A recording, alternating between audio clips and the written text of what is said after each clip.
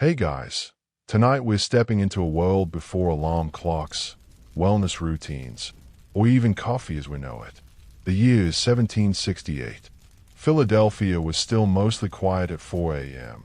No honking, no buzz of streetlights, just wind and wood and the soft rhythm of a sleeping city. On Market Street, in a narrow wooden house that leaned just slightly with age, Benjamin Franklin stowed awake. The floorboards beneath him creaked, dry and uneven from years of boots and winter drafts. A candle flickered to life in the corner. Its flame wobbled in the chill. The room was a cluttered puzzle of parchment, teacups, spectacles, and half-finished inventions. A strange-looking glass instrument sat silently in the corner, as if it were listening. And then came the sound. Soft, fabric-heavy, and final, the sound of a robe hitting the floor. Franklin had opened the window. He stepped toward it and stood completely naked, calm as ever, breathing in the icy morning air like it was a sacred tonic. Outside, the wind pressed gently through the cracked frame. Inside, the candle's flame bowed to it. This, he believed, was medicine. He called it his air bath. No tub, no water, just air. Cold, clean, and allegedly invigorating. Franklin wrote that he sat without clothes half an hour or an hour, according to the season. He believed the cool air opened his pores, cleared his thoughts, and sharpened his senses. The way he described it, you'd think it cured indecision, or maybe hangovers. He'd start most days like this, alone, barefoot on the old wood floor, taking in the air like some monk of the Enlightenment. His hair was often still a little wild from sleep, and his glasses would fog up slightly from the contrast between candle warmth and winter air. But he didn't care. He looked utterly at peace. To be clear, this wasn't a one-time thing. Franklin performed this ritual almost daily, even in the colder months. He genuinely believed it did more for his health than any hot bath or herbal tea. Of course, the tea was usually there too, steaming lightly on the desk behind him. He didn't write letters yet, didn't fiddle with gears or lenses, didn't tinker with any inventions. He just breathed. The stillness in the room had its own rhythm. He let the air settle across his shoulders like a shawl. It was strange, even then. Most people in the 18th century believed in bad air as a cause of disease. Miasma, they called it. City air was dirty, dangerous, even deadly. So windows were kept closed, rooms were stuffy, and fresh air was seen as a health risk. Doctors believed illness drifted in on the wind. But Franklin disagreed. He thought closed-up homes were the real danger. He believed fresh air was nature's best cure, especially when it came in contact with bare skin. Historians still debate the origin of this ritual. Some think it was his subtle protest against the modesty of Puritan values. Others say it was about comfort. He simply hated how clothes felt in the early morning. There's even a theory that he was trying to imitate ancient philosophers, living simply, letting the elements teach him something he couldn't learn in books. Whatever the reason, the man stood there, alone in the half-light, letting the cold kiss his skin while the rest of Philadelphia slept. Eventually, he would reach for his chair, a rickety old thing with a leather cushion gone a little soft. He'd sit, sip tea, and stare out the window for just a beat longer. Then, with slow purpose, he'd dip a quill into ink and begin writing. Outside, a cat howled somewhere on the street. A milk cart rattled a few blocks away. Inside, all was quiet, except for the soft scratch of a pen and the breeze gently pressing at the shutters. Franklin looked as if he were waiting for the day to catch up with him. He always seemed to wake with a kind of built-in rhythm. Not rushed, not groggy, just awake. As if his mind had spent the night arranging thoughts into neat little piles, ready to be written down before breakfast. That quiet hour, right before the city stirred, was when Franklin believed the best ideas arrived, and he didn't like to waste them. By 4:30, the ink on his fingers had already started to smudge the edge of his cuff. He hadn't dressed yet. That would come later. For now, he remained wrapped only in thought, legs crossed, candle flickering beside him, one hand on his teacup, the other pushing words across a sheet of parchment. This was the heart of his morning. Not the tea, not even the air bath. It was this quiet stretch of time, thinking, planning, mapping out the day like a general drawing up battle lines. His desk was a chaos of useful things, folded letters, wax seals, gears from half-finished experiments, little pots of powder he used to treat ink or polish metal. Everything was slightly worn, slightly scorched from candle drips, and totally familiar. It was his laboratory, his office, and his confession booth, all in one.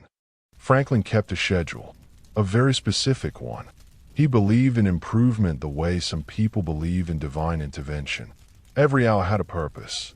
His personal motto, "Lose no time," wasn't just advice, it was law. He once wrote that each morning, he asked himself, "What good shall I do this day?" And every evening, "What good have I done today?" It was part of his self-improvement routine he crafted like an inventor building a machine. Wake early, work smart, reflect, repeat. And he didn't just think it, he tracked it. He made tables to chart his virtues, timetables for every part of the day, and little notes to himself that looked like a mix between a monk's diary and a motivational planner. Some entries were noble, honesty, humility, industry. Others were painfully human, refrain from trifling conversation. Historians still argue whether this obsessive scheduling was sincere or performative, a form of self-branding for a man deeply concerned with his image. Some think he was a little too proud of his own discipline. Others say it was just who he was, a man convinced that structure made life better. One fringe theory claims Franklin's devotion to timekeeping had less to do with productivity and more to do with control. In a chaotic world, with fires, disease, and unpredictable politics, maybe his little charts gave him peace, a way to order the mess. And yet, there was something almost tender about it. He didn't rush his mornings. He didn't blast into the day with urgency. He built up to it, first with silence, then with air, then with words. As the candle burned lower, light from the window began to replace it. Faint outlines of buildings took shape outside. A chimney puffed in the distance. The city was beginning to stretch and yawn. Franklin, still seated, glanced at the fire grate. It hadn't been lit yet. He didn't seem to mind. He lifted his teacup with one hand, squinting through his spectacles at the page before him. Then, slowly, he began to read what he had written. Sometimes it was a letter to a friend, sometimes a list, other times, just loose thoughts. This morning, it seemed like a mix. One sentence read, "Energy and persistence conquer all things." Below it, "Take care not to speak needlessly." It wasn't always easy to tell which thoughts were meant for publication and which were just mutterings to himself. Outside the window, the wind picked up slightly, pushing the curtains inward. Franklin didn't react. He was used to it. The cold, the creak, the flicker. It was part of the morning, familiar and necessary. He leaned back slightly in his chair. His bones were getting older, and he moved carefully, like someone who understood what time does to a body. But his mind, that sharp, restless mind, was already off chasing something. A phrase, an idea, a small joke he might tuck into a letter later.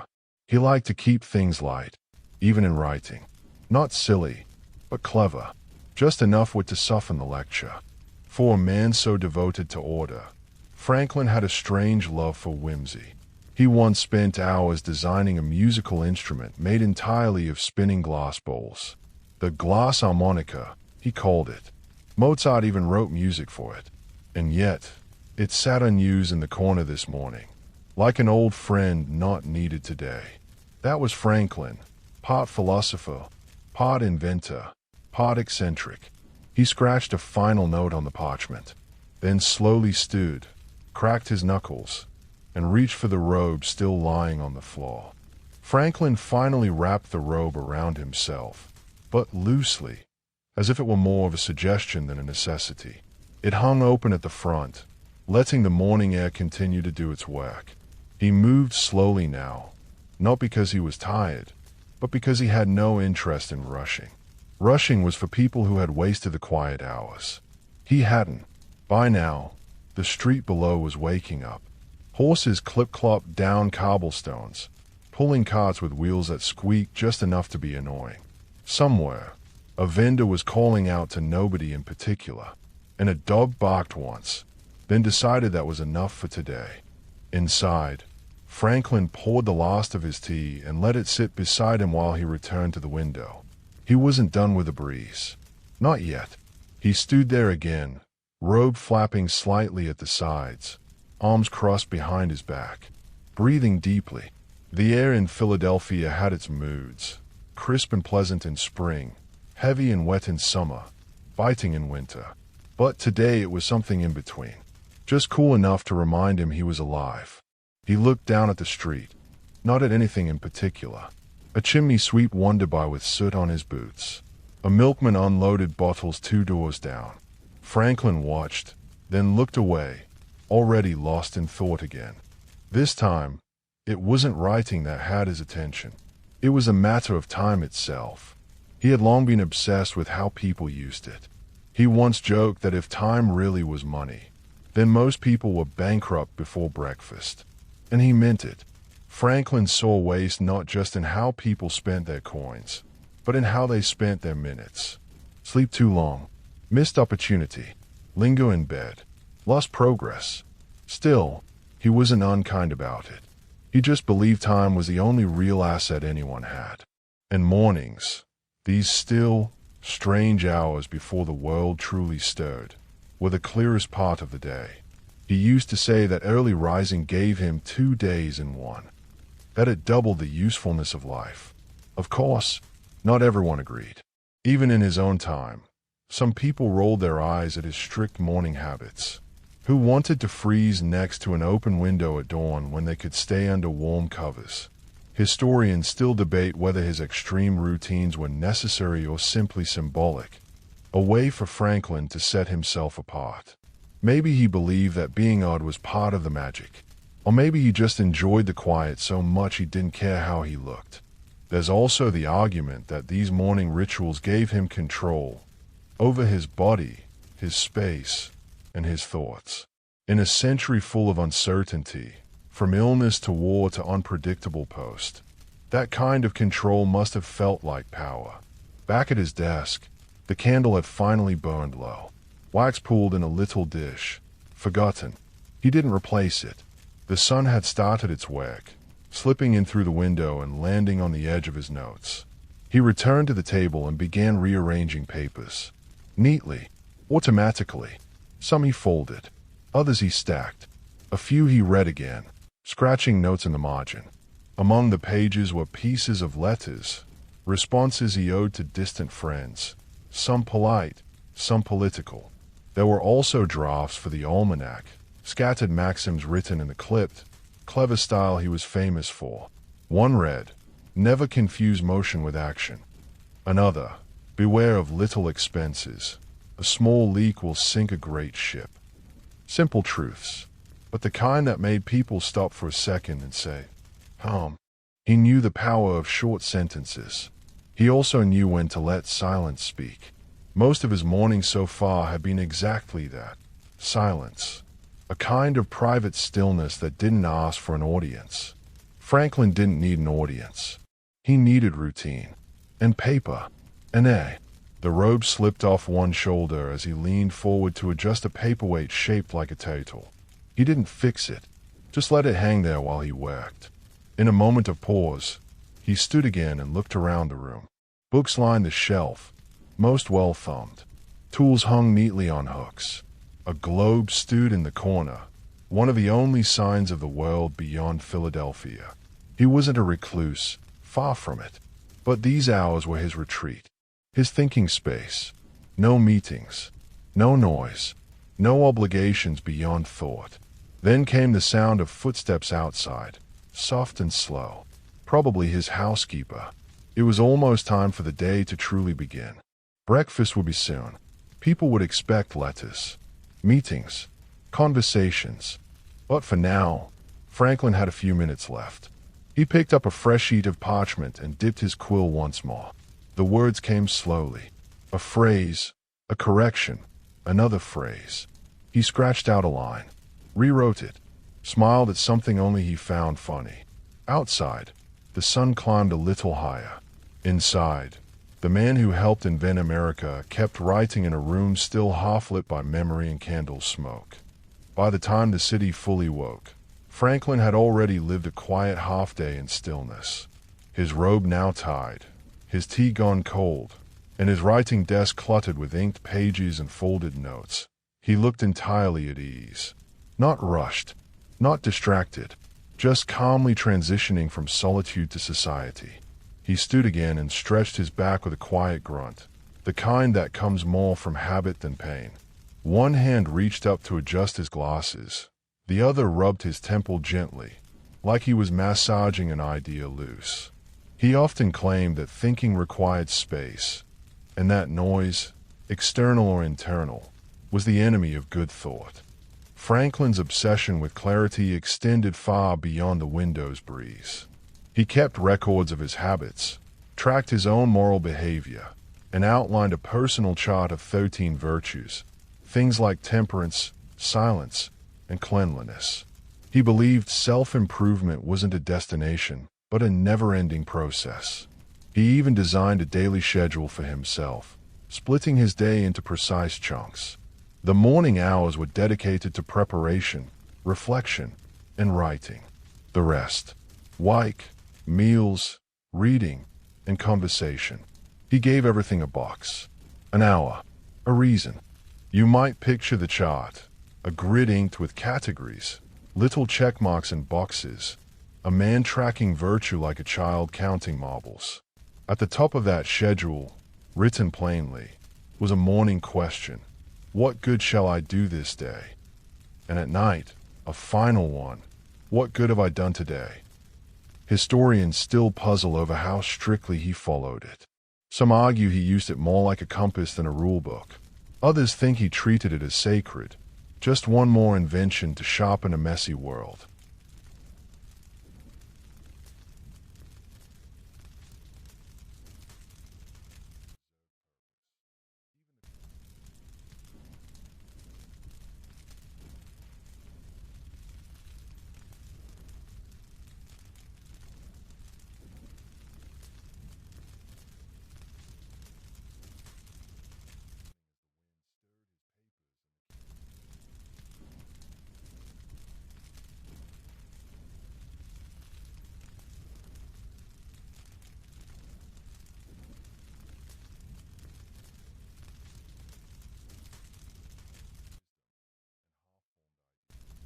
He had a habit of writing things twice. First in draft, then again with cleaner handwriting once he was satisfied. It wasn't about perfection, it was about rhythm. Repetition helped him refine thoughts, and reflection gave those thoughts roots. This morning's note, scribbled in a small, slanted hand, read, "Energy and persistence conquer all things." Then, below it, fresh air cues stubbornness. A joke, maybe. A reminder, definitely. He stood up again and moved toward the window one last time. The robe shifted at his ankles. His hand rested on the windowsill, fingers tapping slowly.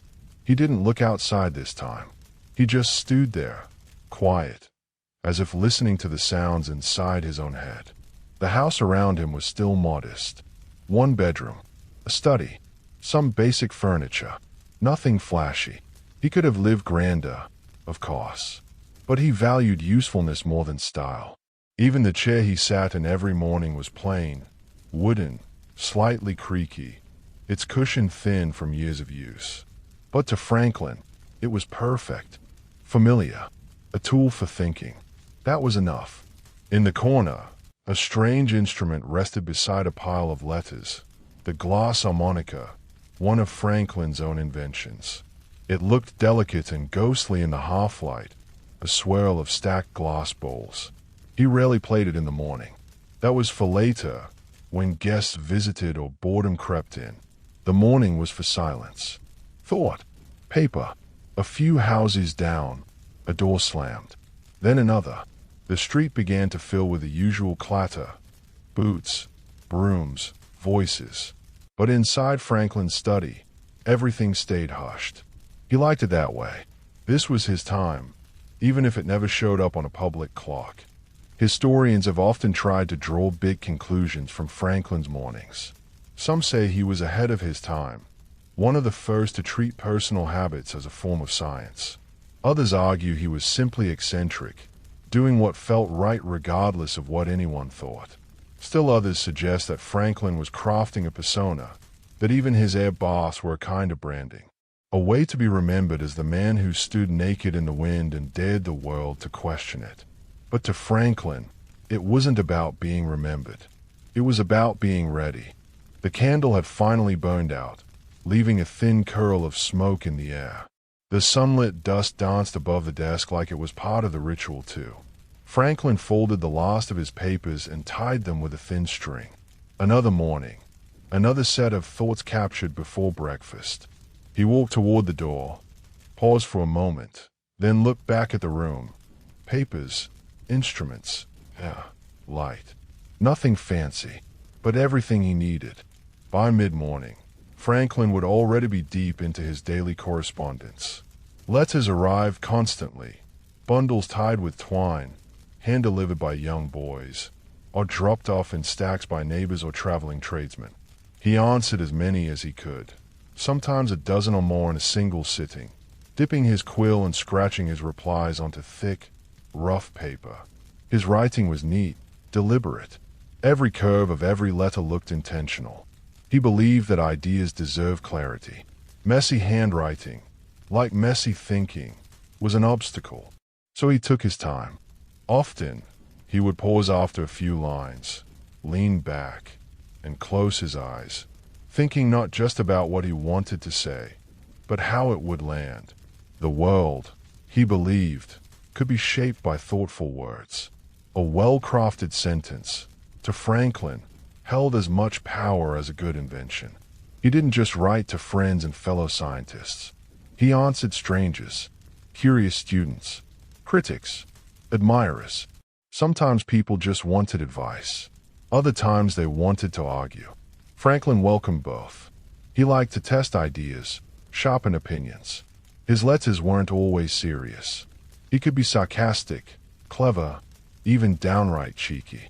Historians still debate how much of his public writing was truly sincere and how much was playful performance.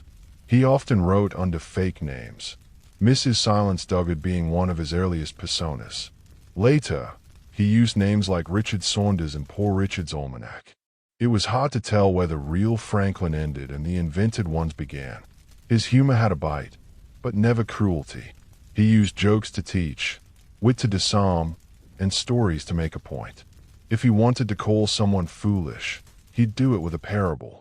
If he disagreed with a new law or trend, he might disguise his critique as a dream he had, or a strange tale overheard in a tavern. This morning, one of the letters on his desk had come from London, another from Boston. He read both slowly, lips pressed in concentration. One mentioned a debate over lightning rods. The other referenced recent unrest in the colonies. Franklin didn't react outwardly, but the notes he scribbled in the margins hinted that his mind was already spinning. He kept everything.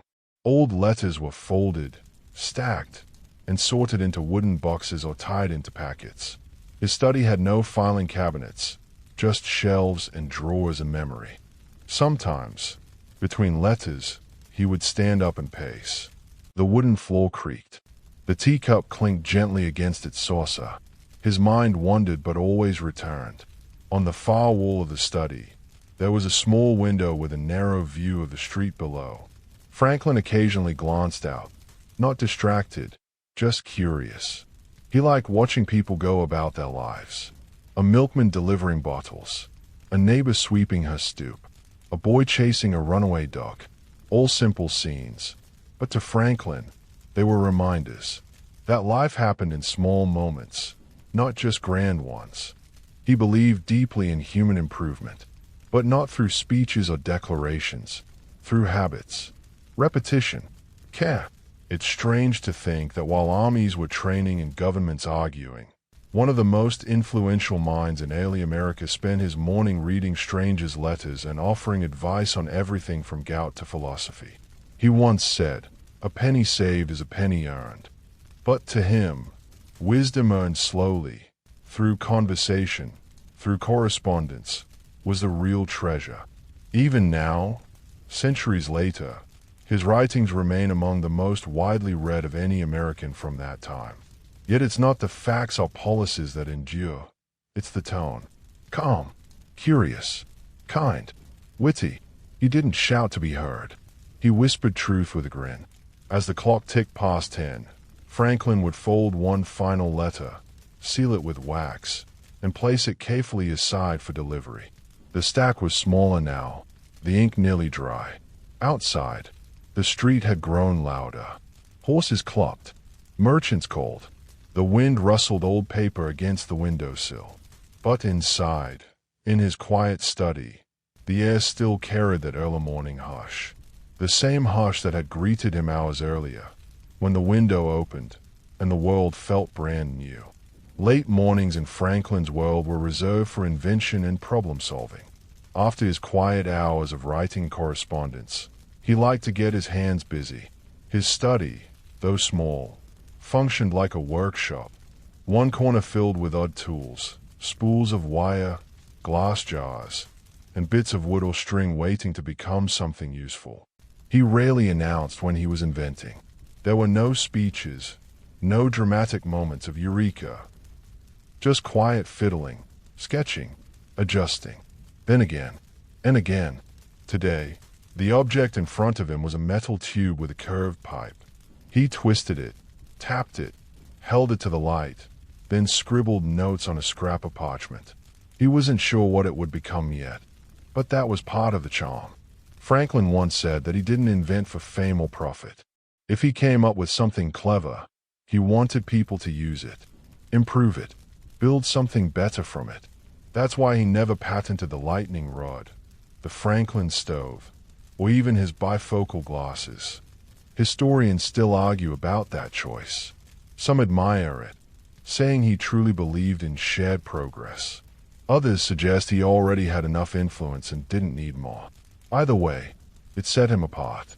In a time when many hoarded their ideas, Franklin gave his away like lanterns in the dark. The workshop corner of his study wasn't tidy, but it had its own rhythm. Long-necked glass beakers glinted in the light. Gears and wheels lay beside strips of tin. There was a box full of odd metals, most of them half-bent or sodded. And tucked beneath his desk was a pair of rubbery flippers, his attempt to make swimming easier. Yes, Franklin made flippers. For his hands, not his feet. He tested them as a boy and never forgot the feeling of gliding through water. Even as an old man, he spoke of swimming with delight. He was constantly asking, how could this be easier? Or what if this could work better? His mind rarely sat still, even when his body did. Today's invention wasn't grand. It looked like a basic pulley system for lifting fireplace logs more easily. Not glamorous, but practical.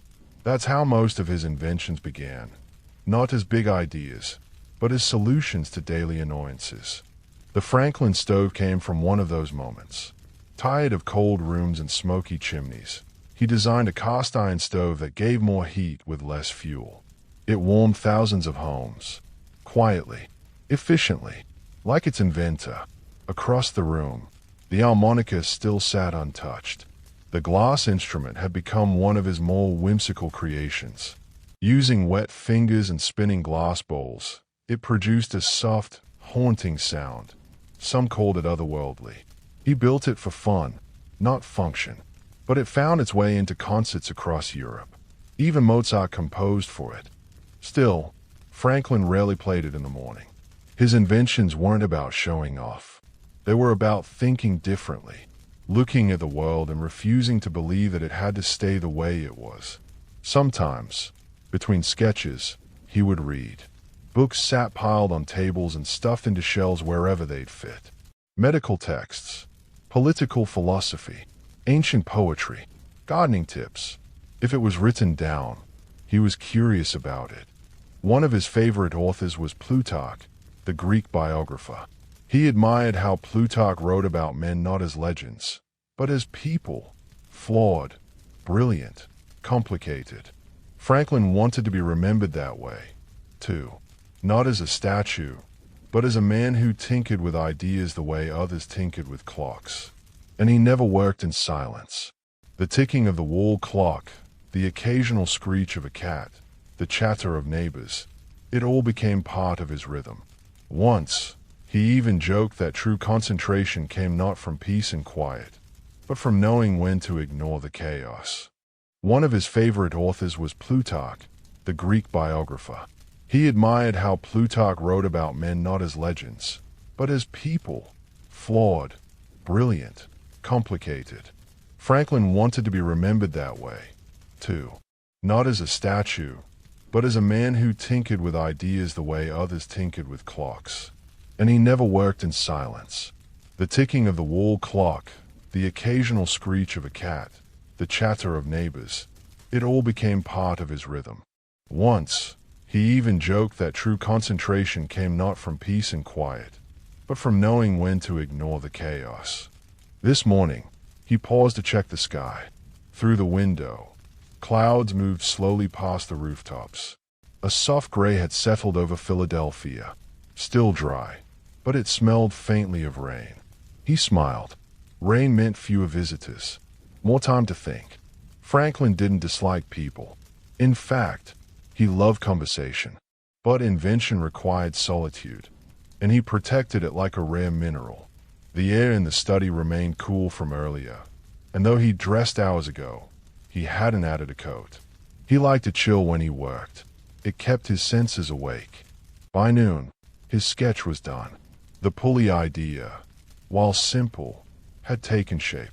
He tucked it into a folder with other odd ideas, some already built, some never to be touched again.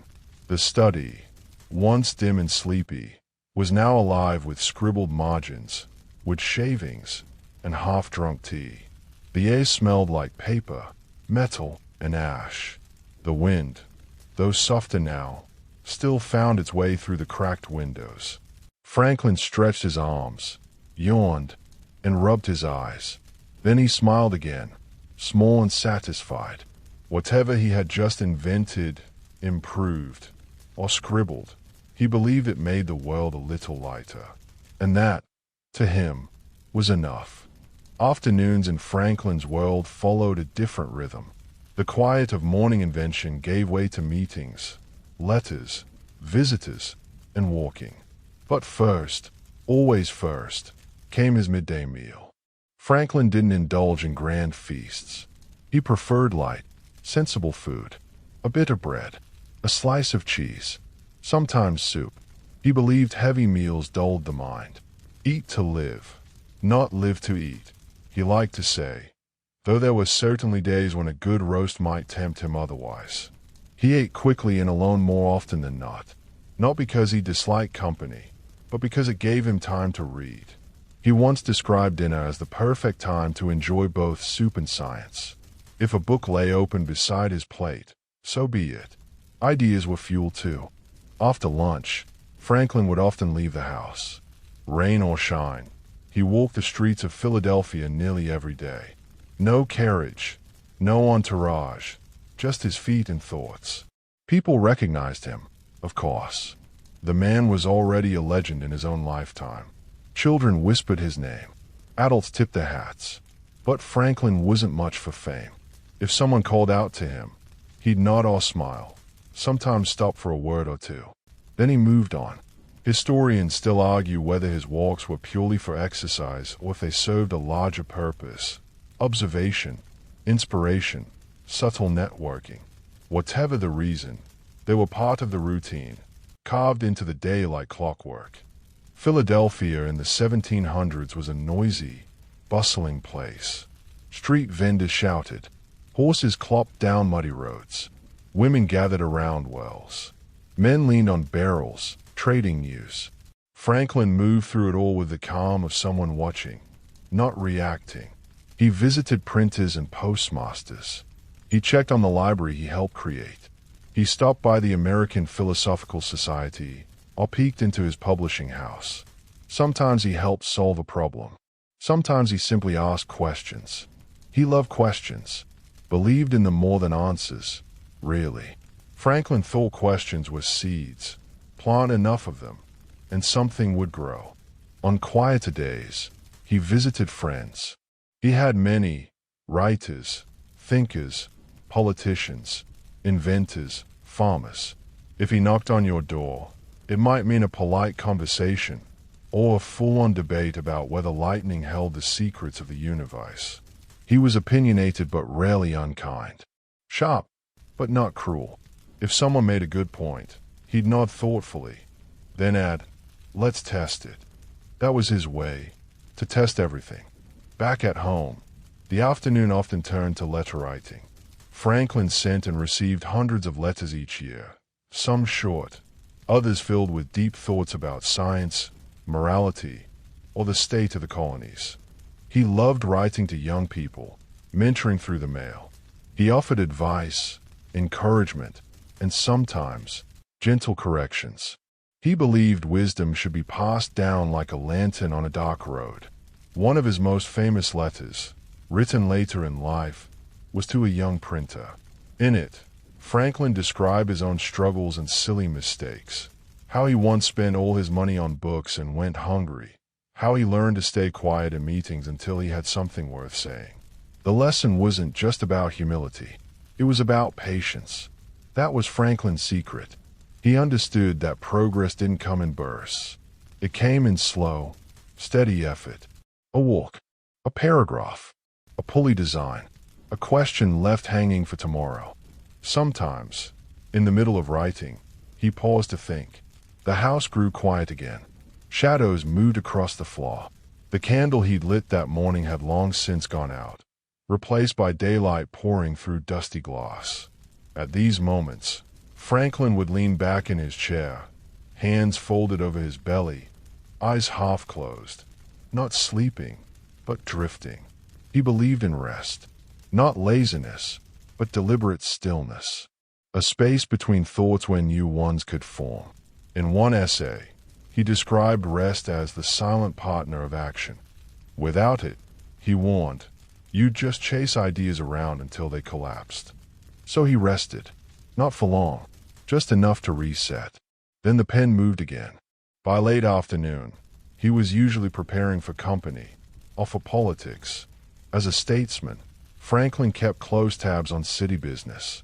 Meetings at taverns, discussions with governors, letters exchanged with distant allies. It was all part of his life. But even when discussing taxes or treaties, he kept his tone light, his logic sharp, and his smile ready. Back then, taverns were more than places to drink. They were information hubs, post offices, newsrooms, and debate stages all rolled into one. Franklin had his favorites, quiet corners where the ale was warm, the bread fresh, and the gossip endless. He didn't drink heavily, but he wasn't above a glass. And if someone brought up a good question, say, about postal routes, public schools, or the price of imported molasses, he'd lean in, tilt his head, and say, "Now, that's a thought worth chasing." By evening, the city began to quiet. Lamps were lit, doors bolted, carts rolled home. But Franklin's day wasn't over yet. There was always more to do, more to think about, and he never truly hurried. Evenings in Franklin's house unfolded like the slow turning of parchment, measured, warm, and a little unpredictable. By twilight, he was usually home, the city softening into night outside his windows. Street lamps flickered to life.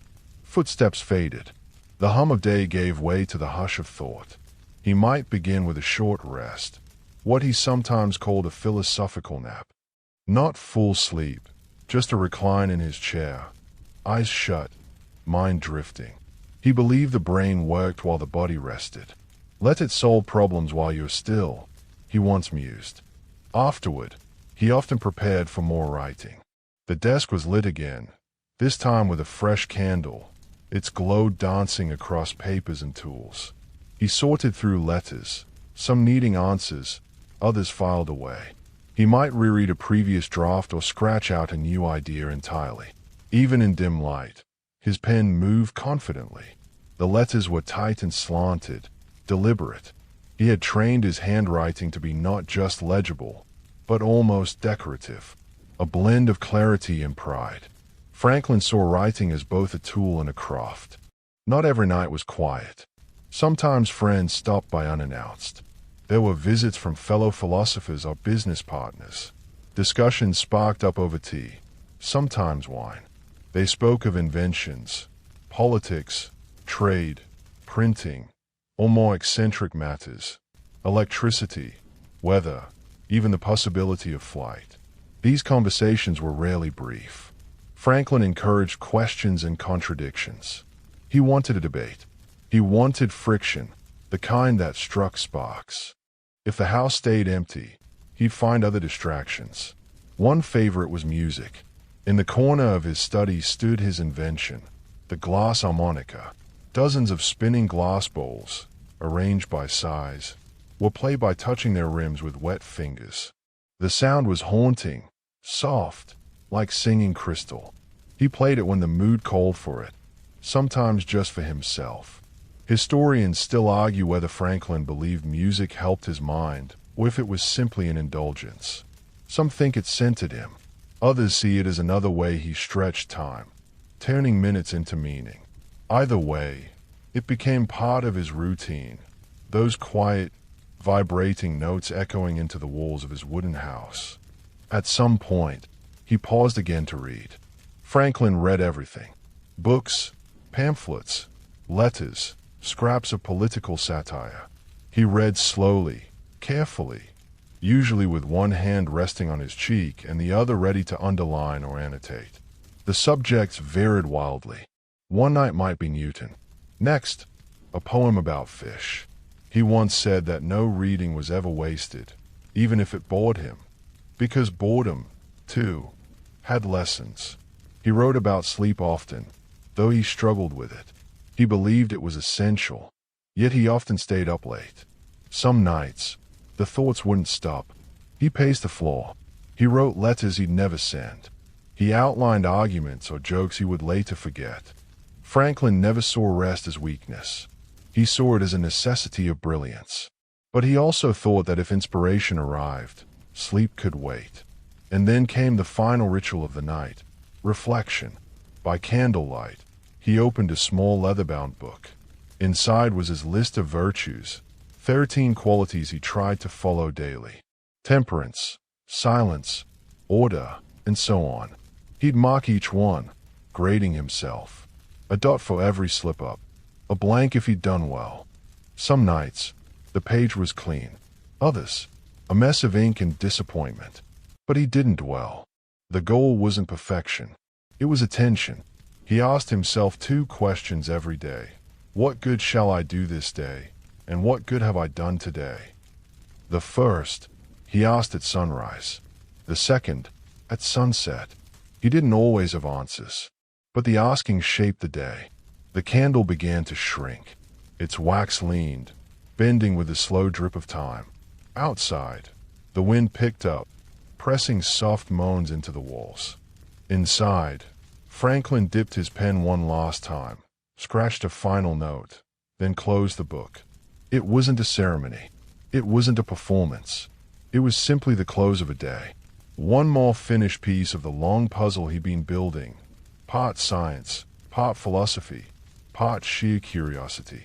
He changed into a long night shirt, pulled on thick socks, and padded over to his bed. The mattress was lumpy, the sheets coarse, but it was his favorite place to think. The final thinking chair, he called it. Before slipping under the covers, he sometimes looked out the window. Philadelphia by night was quiet, but alive in its own way. He knew the rhythm well. The wind tapping on glass, the creak of wagons far away, the distant laugh of someone too awake. He whispered something to himself, a thought, a plan, or maybe just a half-formed joke. Then, in that still moment, Benjamin Franklin would rest. And somehow, through that quiet, through that darkness, through that breath before sleep, tomorrow's ideas already began to stir. He often paused to tinker. One morning might find him improving the design of a street lamp. Another, building a musical instrument or adjusting the shape of a kite. His study looked more like a workshop than a scholar's room. In one corner sat a small printing press, miniature compared to his main one downtown. Here, he'd test designs, layouts, and fonts. Ink stains marked his fingers and cuffs. He didn't wear gloves. He wanted to feel the work. Morning always came early in Franklin's world. But it wasn't just about the hour. It was about the rhythm. He believed that structure gave life meaning. And so, each new day was another small experiment in order. His schedule was famously strict, at least on paper. He had drawn it himself, a tidy table with times and goals. Wake at 4 a.m. Wash, work, read, eat, reflect. Each block of the day had its duty. But Franklin, for all his planning, wasn't rigid. He allowed his whims to break the rules, as long as the day felt useful. By sunrise, he was already moving. The air bath would be done, tea sipped, robe tied, and then came the real work, what he called business and diversion. That could mean anything: printing letters, sketching ideas, crafting inventions, answering correspondence, or walking the city streets. Franklin didn't separate mind and body. He thought walking helped thinking, and thinking needed walking. So he moved often, through gardens, along the river, down muddy alleys and wide streets, always watching, always noticing. Philadelphia was full of sound and smell, bread baking, bells ringing, horses clattering. He soaked it in like a sponge. It became part of his thinking. Later, it would land in his writing. A passing conversation might become a proverb. A city dispute might become a political essay. And when he returned home, he was ready to write again. Franklin saw writing as a tool for shaping the world. He didn't just record thoughts. He aimed them like arrows. Whether it was a witty line in Poor Richard's Almanac or a letter to a friend, his words had purpose. They were clay, sharp, sometimes cutting, always deliberate. Franklin saw writing as a tool for shaping the world. He didn't just record thoughts. He aimed them like arrows. Whether it was a witty line in Poor Richard's Almanac or a letter to a friend, his words had purpose.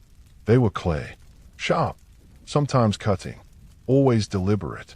He wrote about thrift, about honesty, about human nature. He wrote about sleep, about death, about love and diet, and lightning.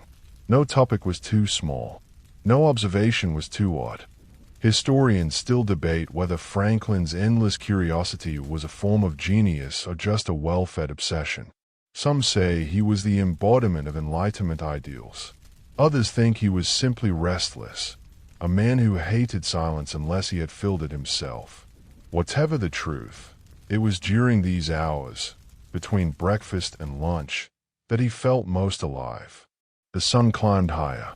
He opened the shutters wider, letting light pour in across the cluttered desk. Papers fluttered. A loose sketch of a stove drifted to the floor. He didn't mind.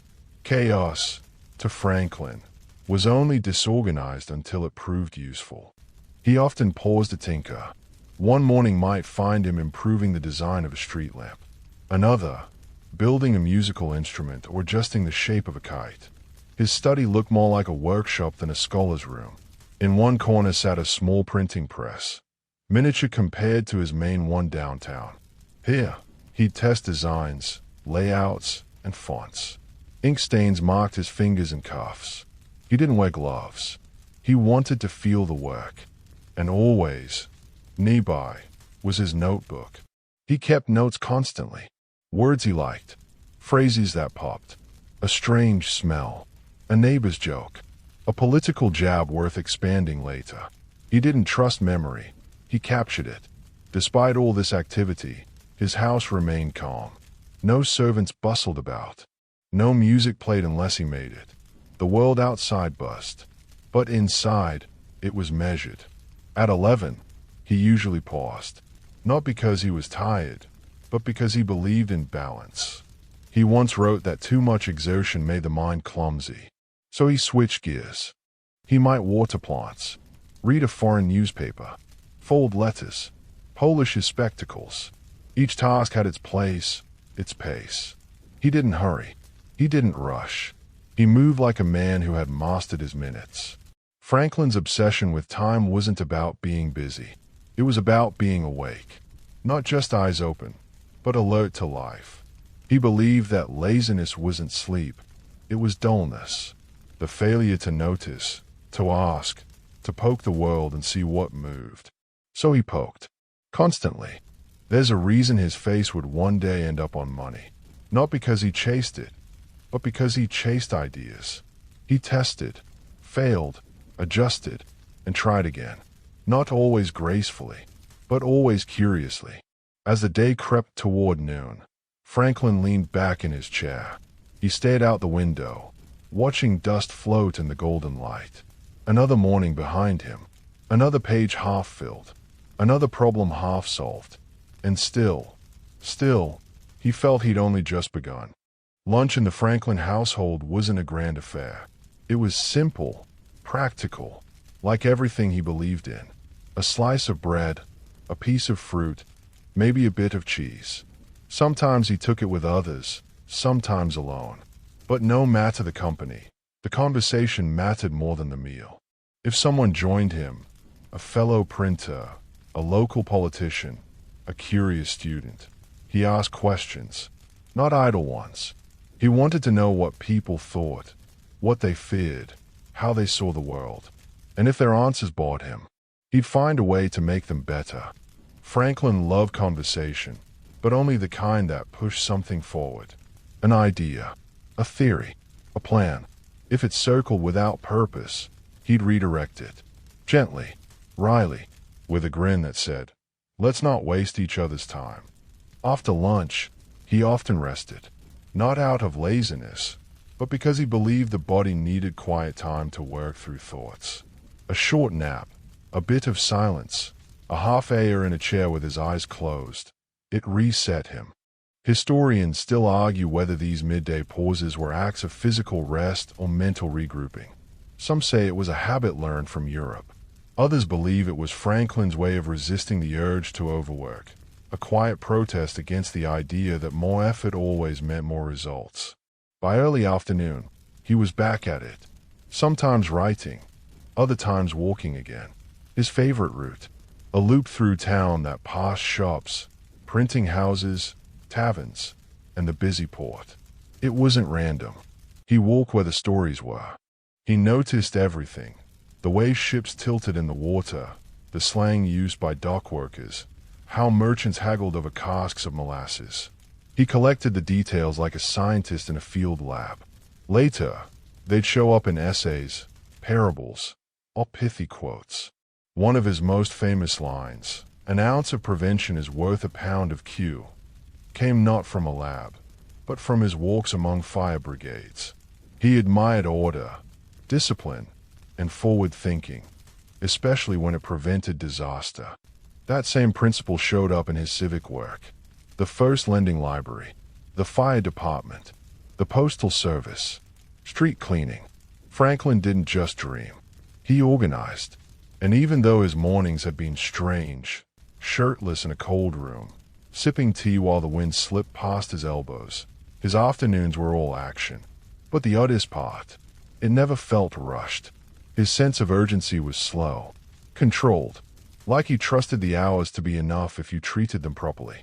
He'd often return home before sunset, the light turning golden on the rooftops of Philadelphia. His pockets might be stuffed with papers, bits of string, a pebble or two, scribbled ideas, and always, a new plan. Once inside, he returned to his desk.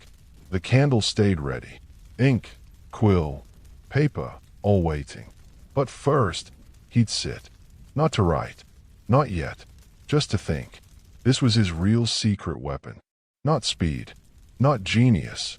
Stillness. He let the thoughts line up. Not all at once. One by one. Slowly. The room would be silent, but his mind wasn't. He could hold a dozen ideas in place, balancing them like plates on sticks. Some he'd drop, some he'd chase. Others he'd fold into larger ones, twisting them like threads into rope. And when the moment felt right, he wrote. Evening writing was different from morning writing. It was heavier, more deliberate. It often dealt with what had happened during the day. A reply to a letter, a draft of an U.S.A, notes for a speech, a joke he wanted to remember. The handwriting was still neat, but a little slower. The quill scratched more often. The ink pooled darker. There was a sense of closing the loop. Outside, the city dimmed. Windows lit one by one. Street sounds softened. A dog barked in the distance. A wagon rolled past. Inside, Franklin wrote in the same chair, by the same candle, in the same wind-worn room that had seen him naked at dawn. The same breeze that greeted his bare skin in the morning now cooled his ink-stained fingers. And somehow, it all fit. He wasn't trying to impress anyone. Not really. He just wanted to figure out how the world worked, and maybe leave it a little better than he found it. By now, the tea had gone cold, but he didn't seem to notice. By the time darkness settled over Philadelphia, the house on Market Street had gone quiet again. The clatter of carts faded. The glow of lanterns outside flickered low. Inside, Franklin's pen came to a pause. He rubbed his eyes, set the quill down, and leaned back. He wasn't finished. He never truly was. But he had reached that hour when thoughts began to slow and sentences tangled too easily. Even a mind like his needed rest. Evenings weren't idle, though. Franklin saw them as time to reflect. He once wrote that every night, before sleep, a person should ask themselves, "What good have I done today?" It wasn't always a grand question. Sometimes the answer was simple.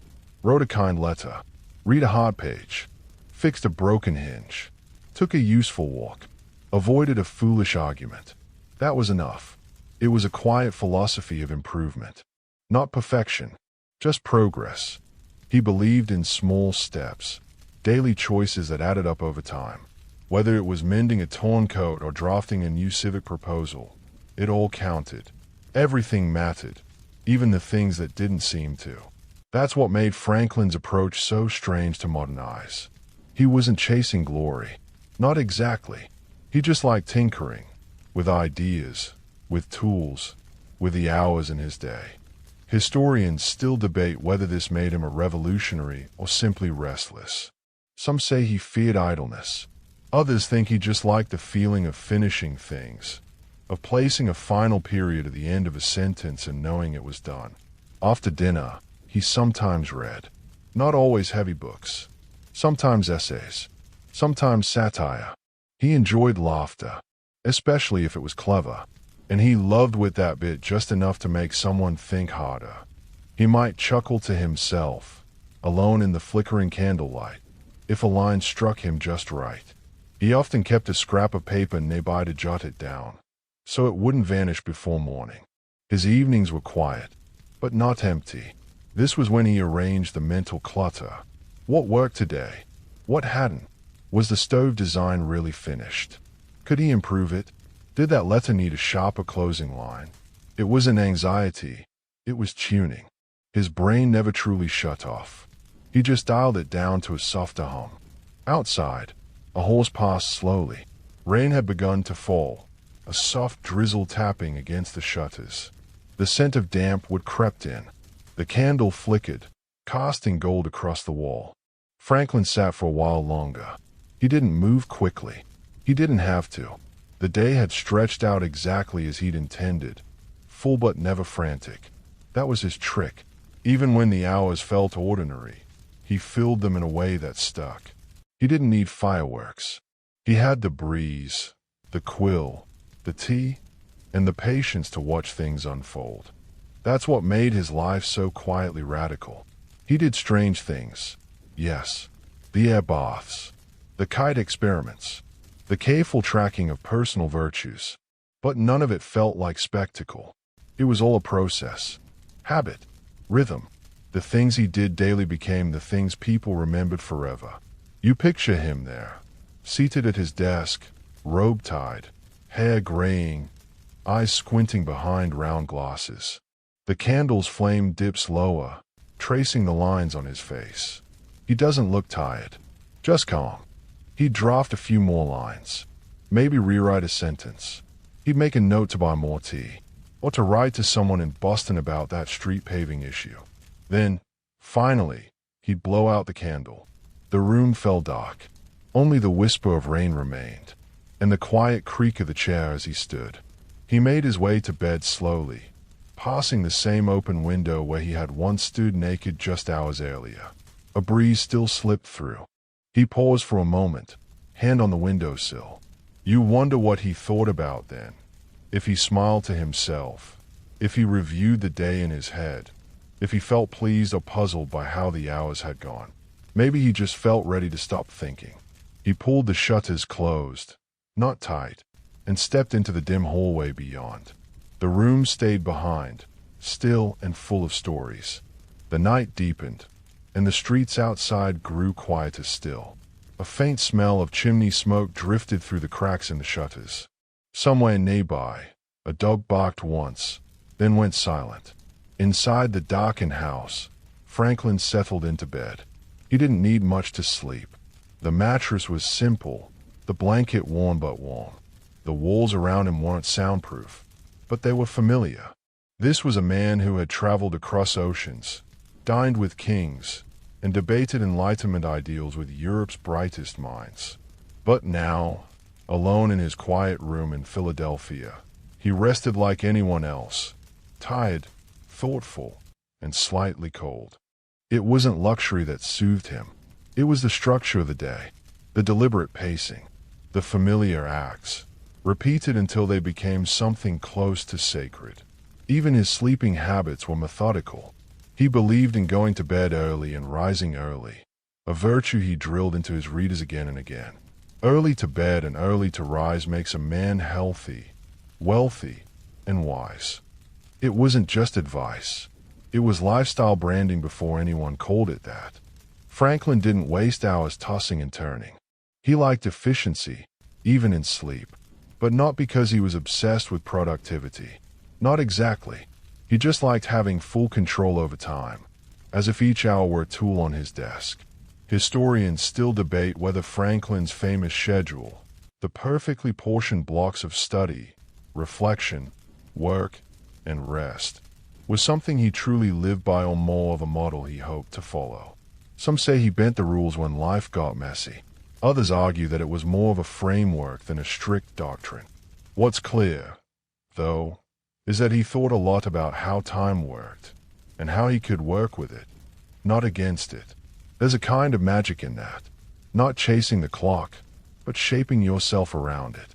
The candle had been blown out long ago, but the coals in the hearth still glowed faintly. Shadows of furniture stretched long across the room. The tools, the papers, the inventions, they all seemed to rest, too, as if the objects themselves followed Franklin's rhythm. The breeze from earlier in the day had faded. The air was still now. Even the usual ticking of the clock seemed slower, quieter, like everything had settled into a soft, thoughtful hush. You imagine Franklin's thoughts drifting as sleep took him. Maybe he thought about a letter he needed to send, or an idea for improving the lightning rod. Maybe he was replaying a conversation from weeks ago, wondering what he should have said differently.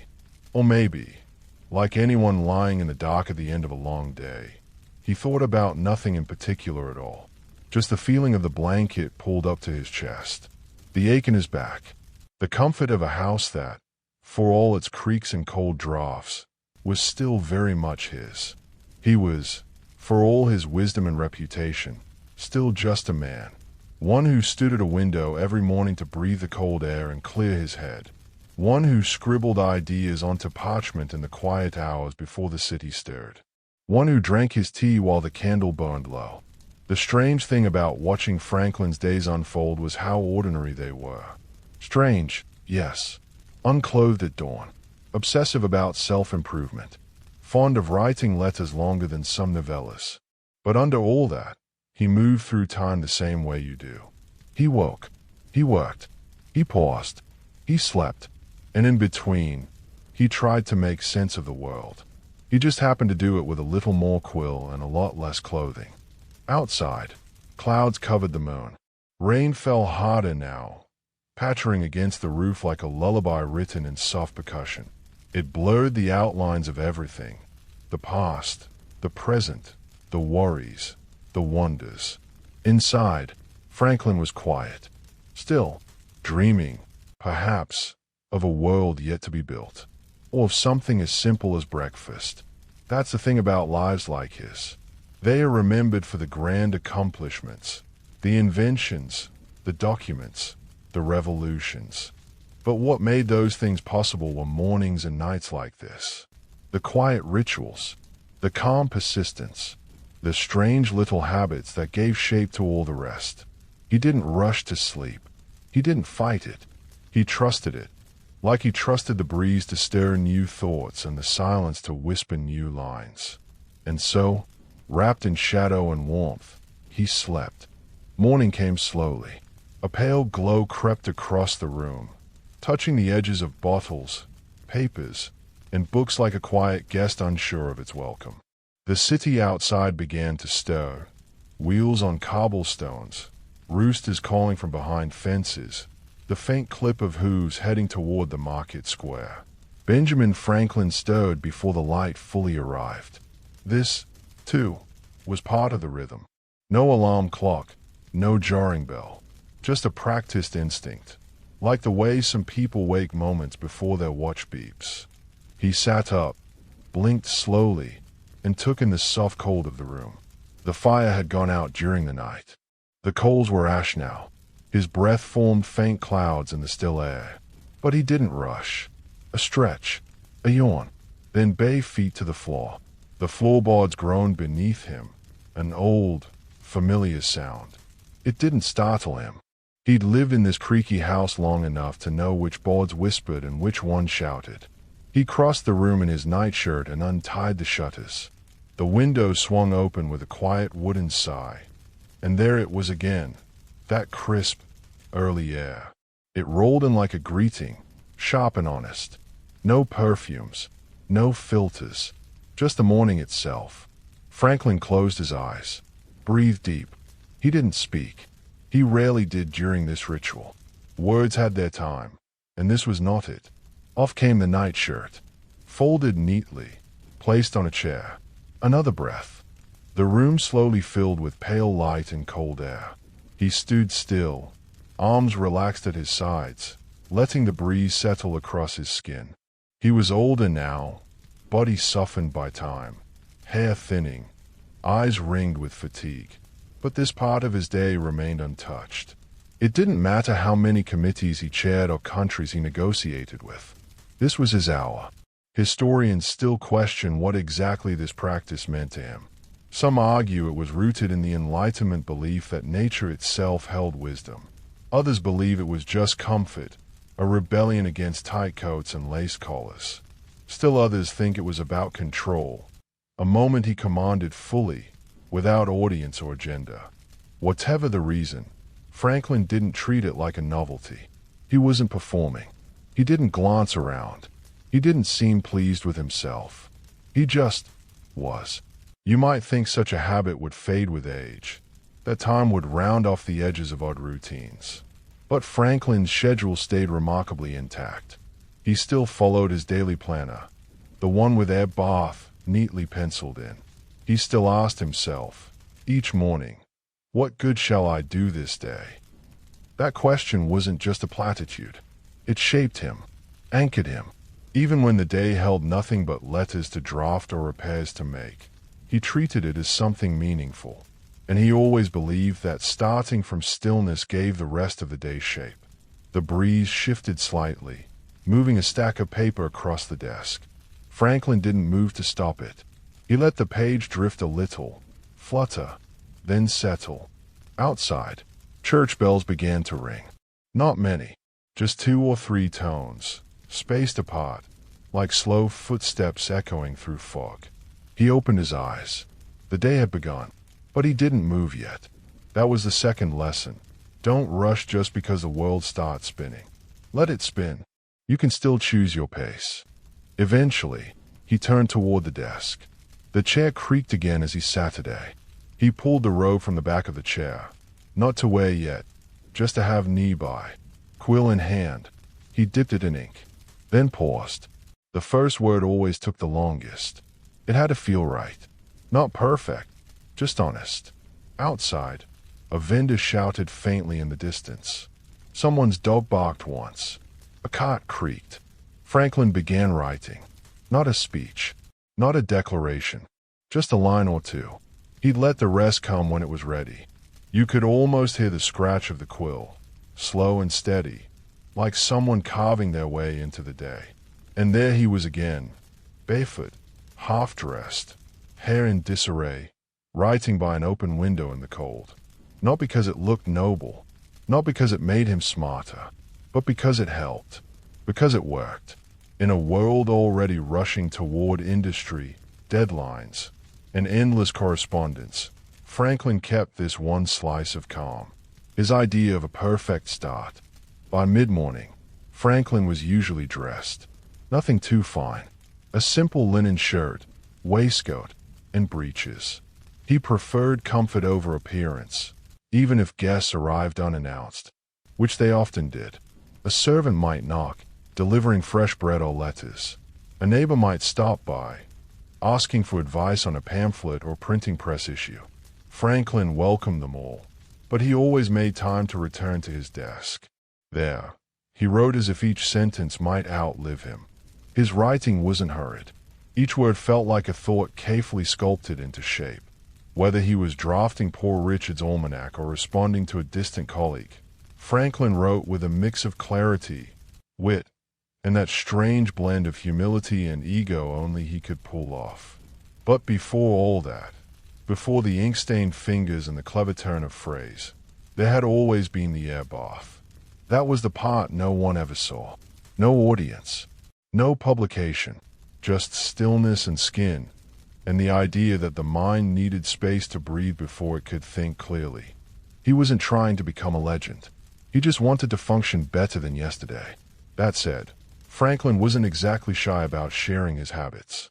He mentioned air baths in his letters as casually as someone might mention tea or toast, as if everyone stood naked by a window at sunrise, pen in hand, staring down into the fog. Historians still debate whether Franklin exaggerated the ritual, whether it really happened every morning, or only when he felt particularly philosophical. Some say it was part theater, meant to build an image of a man disciplined and eccentric in equal measure. Others insist it was authentic, right down to the seasonal timing and the lack of trousers. Either way, the image stuck. You'd think someone that productive must have been in constant motion. But the truth was, Franklin paused. Often, between thoughts, between tasks. He let the silence fill in the spaces. That's where the best ideas seemed to hide. The light in his room shifted as the sun climbed higher. Shadows moved across the wooden floor like slow tides. Dust floated in narrow beams, disturbed only by the occasional turn of a page. Outside, the city quickened. Horses passed, carrying goods. Children shouted from alleys. Vendors haggled. Wagons creaked. The hum of life returned. But inside, Franklin's pace didn't change. He'd rise from the desk, perhaps take a short walk around the garden or to the workshop. He loved tinkering, tiny gears, odd glass instruments, bits of copper and string. Nothing was ever wasted. A broken clock might be repurposed, a bent nail studded, a scrap of parchment saved for future scribbles. He didn't separate curiosity from routine. For him, they were the same. A new idea could come while stirring his tea. A solution might appear while he trimmed a wick or washed his hands. His life wasn't driven by noise. It was built on quiet repetition. Even the inventions is remembered for the lightning rod, bifocals, the Franklin stove, weren't born of frantic experimentation. They came slowly, from noticing, from small adjustments, from thinking about problems longer than anyone else had the patience for. And behind so many of those thoughts was the air bath. You can almost imagine it. The cold window, the steady breath, the long silence. It was as much a part of his process as paper or ink. A strange, private ritual that helped shape public results. Of course, not everyone understood it. Friends found it odd. Visitors gave nervous chuckles or made excuses to come back later. But Franklin didn't mind. He had no interest in explaining. He simply waved them in or waved them out and returned to the page. He never apologized for the stillness, or for how long he took to warm up in the morning, or for the bizarre idea that fresh air against bare skin might open the mind. That's the thing about odd habits. They seem ridiculous until they work. Then suddenly, they become genius. Franklin never rushed to prove that to anyone. He just followed his rhythm, even if the world didn't always understand the tune. And now, all these years later, his rhythm still echoes. A breeze across an open window, the slow drip of tea into a cup, the creak of a chair as someone sits to write. Not with urgency, but with purpose. By late morning, Franklin's house had warmed a little. The fire was rebuilt, the shutters drawn back, and sunlight spilled through the panes with golden insistence. The candle from earlier had burned low, little more than a stub now. Wax hardened at its base like cooled lava. But Franklin didn't notice. His attention remained fixed on the paper before him. The scratch of his quill was steady, not frantic, never frantic, but unhurried, the pace of someone who had mastered the art of thoughtfulness. His writing desk, cluttered though it was, had a strange order to it. Ink pots, folded letters, a compass, a stray teaspoon, a loose button. Everything lived in its place, even if it didn't look like it. The house, too, began to fill with small domestic sounds. A teacup set gently on a saucer, a chair creaking in another room, footsteps overhead. But none of it disturbed the quiet hum of his process. This was still his time. The productive morning, born not of hustle or caffeine, but of air, silence, and habit. Franklin reached for his tea. The cup was warm but cooling. He sipped slowly, lips pressed to porcelain, eyes never leaving the page. He'd been drafting a letter to a friend in London, one who hadn't quite believed the tales of air baths. He chuckled to himself, imagining the man's face as he described the ritual again, plainly, without fanfare, as if everyone did it. He never thought of his habits as strange. They simply were. Outside, a neighbor walked by, tipping his hat at the house. Franklin didn't see him, but had he glanced out, he might have offered a nod, or invited the man in for a conversation about air currents or electric charges. Conversations with Franklin could begin anywhere and end nowhere in particular, winding through logic, humor, and sudden insights. That, too, was part of the magic. Historians still reflect on how much of Franklin's genius came from formal education versus daily discipline. He had only 2 years of schooling but never stopped learning. His mind was a workshop, and his routine, the air baths, the tea, the reflection, was how he kept it in working order. Even the way he paused, just sat, unmoving, letting a single idea sit longer than most would tolerate, felt like part of a forgotten science. Not meditation, not quite, just stillness, the kind most modern lives refuse to make time for. He often said, "Dost thou love life? Then do not squander time, for that is the stuff life is made of." But his version of not squandering time didn't mean filling every second. It meant being present in it. So when he stood naked by the window at dawn, he wasn't just chasing health or clarity. He was honoring the moment, breathing it in, letting it stretch across his skin like a second layer of thought. You might laugh at it. Most people would. But maybe that's the point. Strange habits make space for strange thoughts. And strange thoughts, given enough room, can change the world. He finished the letter, folded the paper, and sealed it with a practiced press of the wax. The room was bright now, filled with daylight and a hint of firewood smoke. He stood, stretched again, his body slower than it once was, but not yet tired. The day ahead would hold visitors, debates, pages of text and revisions. But this hour, this quiet, naked hour, was done, and it had served its purpose. He reached for his robe. pulled it on, tied the sash, then turned toward the door, carrying the letter with him. Just like that, the oddest part of his day was over. And to him, it had been the most ordinary thing in the world. And now, as the days slipped forward in Franklin's world, yours drifted gently toward sleep. The room around you grew quieter, the light softer, the air cooler on your cheeks. You could still imagine him, standing barefoot by that old window, the breeze curling through the shutters, the candle flickering in the corner. A man alone with his thoughts, with no phone to check, no meeting to join, just time. And his routine might seem ridiculous to us, odd, impractical, even absurd. But maybe that's what makes it so comforting. The idea that even the busiest, most accomplished people, those remembered for shaping nations and inventing tools, had slow mornings, rituals that made no sense to anyone else, a small rebellion against the rush. So, let yourself follow that rhythm tonight. Let the wind settle. Let your thoughts drift like steam from his teacup. You don't need to be productive now. You don't need to solve anything. This moment isn't for work. It's for rest. Somewhere between the stillness and the softness, between the memory of candlelight and the feel of morning air, you might find a little space, just like Franklin did, to think. Or maybe to not think at all. Just breathe. Let it settle. The day will come back around tomorrow. But for now, sleep well.